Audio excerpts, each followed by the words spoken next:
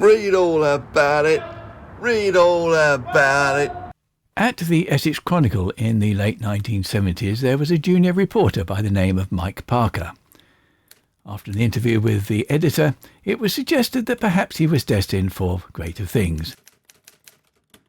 In his publication Exposed, Jerry Brown tells the sensational true story of a Fleet Street reporter.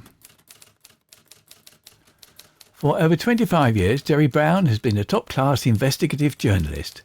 He has trailed Idi Amin, sailed the Caribbean with the kidnappers of Ronnie Biggs, and lived in Hollywood, Ulster, the Middle East and Florida. He's worked for the BBC and World in Action. He's been threatened, punched and shot at. His time with the News of the World has been a high point. Front page after front page has carried Jerry Brown's exclusive stories. He is famous length and breadth of Fleet Street as the man who broke the Lord Archer and Monica Gotland story, revealed the Frank Boff sex and drug scandal, and unveiled Pamela Boards as more than your everyday commons researcher. In distinctive and humorous style, Jerry Brown tells scores of stories of the rich, famous and infamous, and along the way lets slip a few tricks of the trade. Compulsive, witty, no holds barred, Exposed is enough to give tabloid journalism a good name.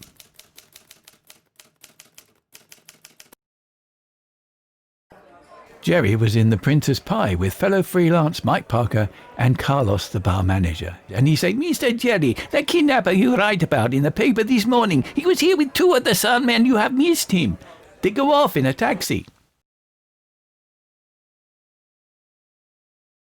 In another story from Jerry, I still had the £1,000 fee from that day's Sun splash in my pocket, and I jiggled a couple of credit cards at a London travel agency the next morning.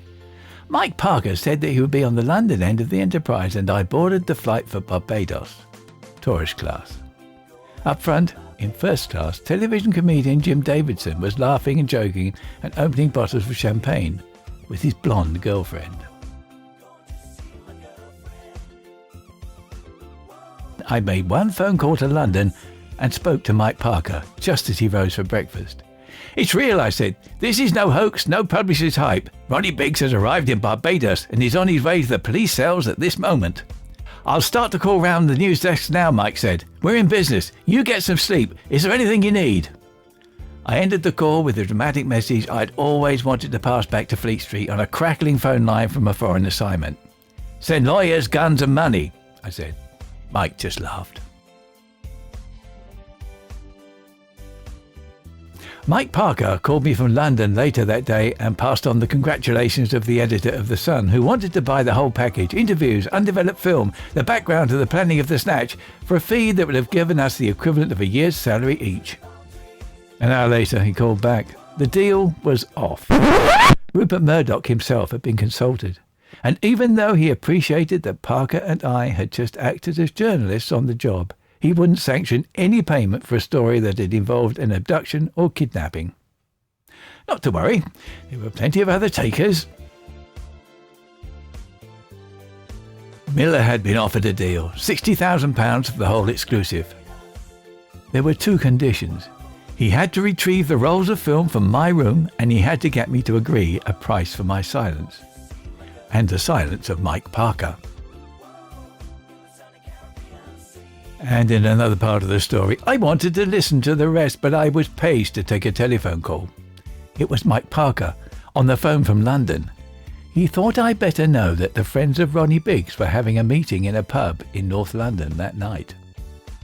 The idea was to raise a fighting fund to pay for lawyers and argue against Ronnie Biggs' extradition.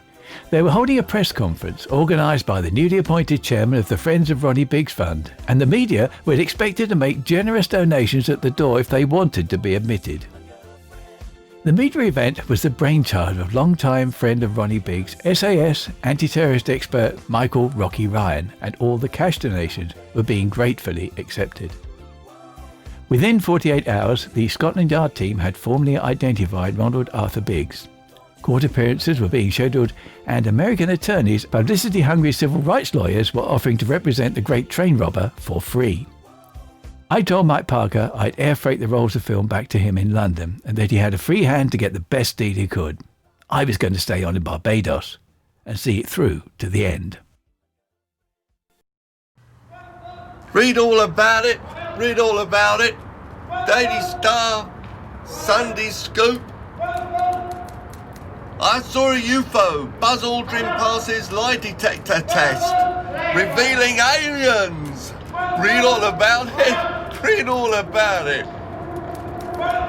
Well, I suppose if you're going to cover those sorts of stories, you better be pretty good at defending yourself. The Las Vegas gun range business was booming following a mass shooting, so Mike thought perhaps he ought to have a go.